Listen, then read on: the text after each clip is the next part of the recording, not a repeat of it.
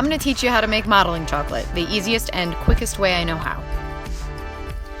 First, you want to grab a microwave-safe bowl and measure out 2 pounds of either white chocolate or candy melts. In this case, I'm using candy melts for a few reasons. They're reasonably priced, they're really easy to find. You can get them at a grocery store or a craft store, and they're very stable, so they're really easy to melt, which is the next step.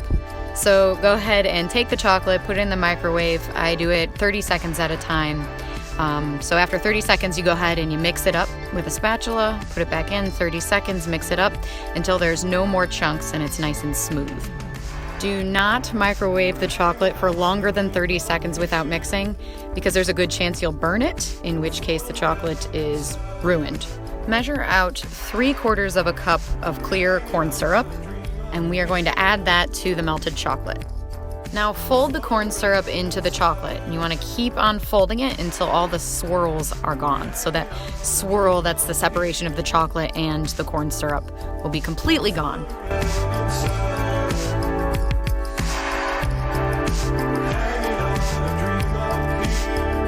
Once the chocolate starts to seize, you have to stop, otherwise you'll overmix it and you're going to end up with a wet mess. Basically, the fats separate from the chocolate.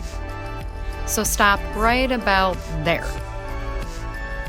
Next, I just dump the chocolate onto some plastic wrap, and I wrap it up and set it aside so that it gets to room temperature. This ratio of corn syrup to chocolate is pretty low on the corn syrup side, which makes for a harder chocolate. So you want to cut it up and kind of knead it to make it soft again. Then you can work with it and it'll harden back up once it gets back to room temperature. What's really cool about modeling chocolate is if you want a softer chocolate, you can go ahead and add more corn syrup to the recipe. And if you want a harder set chocolate, you can just add less corn syrup. Now I want to talk about when things go wrong.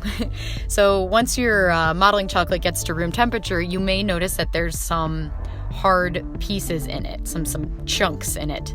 And that is because your modeling chocolate is just slightly undermixed.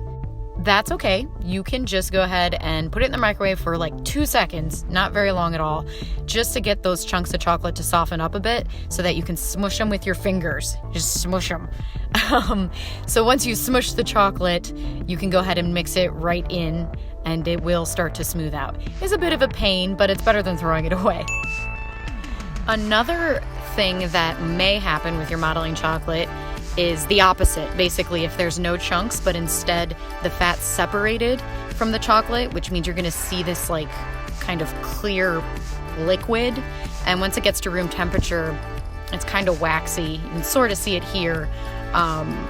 And that is a bummer, but that's also a pretty easy fix. If you pop it in the microwave, you should be able to knead the fats back into the modeling chocolate. So it's not the end of the world.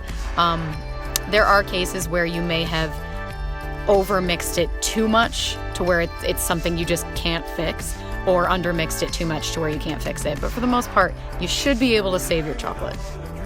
Now, if you want to avoid making modeling chocolate altogether, you can just purchase modeling chocolate.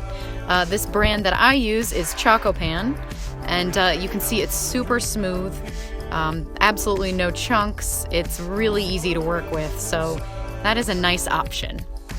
I'd say about 95% of my cakes, the outside layer is actually modeling chocolate.